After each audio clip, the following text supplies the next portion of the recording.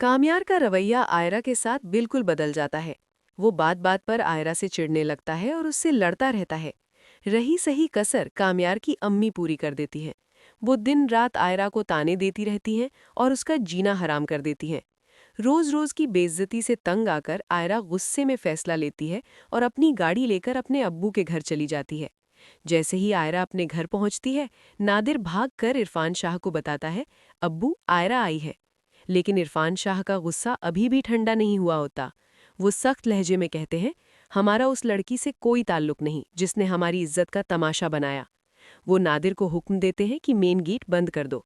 अपनी आंखों के सामने अपने घर का दरवाज़ा बंद होता देख आयरा का दिल चकनाचूर हो जाता है। आयरा रोते हुए वापस अपनी गाड़ी में बैठकर जा रही होती है। लेकिन तभी फरीहा, जो आयरा की ताक में थी, अपने गुंडों को इशारा करती है। गुंडे अपनी गाड़ी से आयरा की गाड़ी को जोरदार टक्कर मारते हैं। यहाँ एक खौफनाक एक्सीडेंट होता है। आयरा की गाड़ी बुरी तरह टकराती है और आयरा खून से लथपथ होकर बेहोश हो जाती है। इत्तेफाक से इश्तियाक और फलक उसी रास्ते से गुजर रहे होते हैं। वो आयरा को इस हालत में देखकर घबरा जाते हैं और उसे फौरन अपनी गाड़ी में डालकर अस्पताल ले जाते हैं। जब ये खबर इरफान शाह को मिलती है तो उनके पैरों तले जमीन निकल जाती है। वो अपनी सारी नाराजगी भूलकर नंगे पैर ही अस्पताल की तरफ भागते हैं। दूसरी तरफ कामयार की दादी को जब ये पता चलता है तो वो कामयार के पास जाती हैं और उसे जोरदार फटकार लगाती हैं। वो कहती हैं, तुम्हें शर्म आनी चाहिए। आज तुम्हारी वजह से आयरा अस्पताल में जिंदगी और मौत की जंग लड़ रही है। ये सुनकर कामयार के होश उड़ जाते हैं। दादी उसे जबरदस्ती गाड़ी में बिठाकर अस्पताल ले जाती हैं। अस्पताल पहुंचकर कामयार जैसे ही आयरा के कमरे की तरफ बढ़ता है, इरफान शाह दीवार बनकर सामने खड़े हो जाते हैं। वो गुस्से में आग बबूला होकर कहते हैं, खबरदार जो मेरी बेटी के पास आए। तुम उसके लिए मनहूस हो।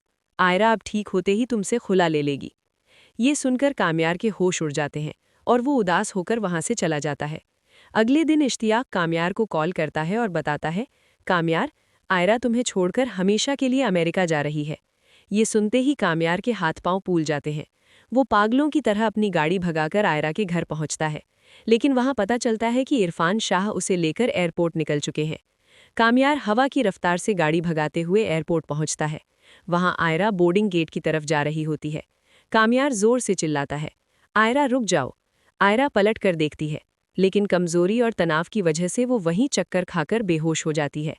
ये देखकर इरफान शाह और कामयार दोनों घबरा जाते हैं। कामयार फौरन आयरा को अपनी गोद में उठाता है और वापस गाड़ी में बिठाकर अस्पताल की तरफ भागता है। अस्पताल में डॉक्टर आयरा को चेक करते हैं। बाहर इरफान शाह और कामयार की जान हलक में अटकी होती है। थोड़ी देर बाद डॉक्टर बाहर आते हैं और मुस्कुराते हुए कहते हैं, मुबारक हो, पेशेंट बिल्कुल ठीक है और वो प्रेग्नेंट है। ये खुशखबरी सुनते ही वहाँ का माहौल बदल जाता है। इरफान शाह और कामयार खुशी से झूम उठते हैं। आयरा को जब होश आता है और उसे ये बात पता चलती है तो उसका गुस्सा पिघल जाता है और कामयार को माफ़ कर देती है। इरफान शाह भी अपनी जिद छोड़ देते हैं और कामयार को गले लगा लेते हैं। इसके बाद कामयार आयरा को बड़े प्यार से अपने साथ गाड़ी में बिठाकर अपने घर ले आता है। 1 साल बाद आयरा और कामयार के घर एक नन्ही परी पैदा होती है, जिससे उनकी खुशियां 2 गुनी हो जाती है। तो दोस्तों, आपको इसकी स्टोरी कैसी लगी?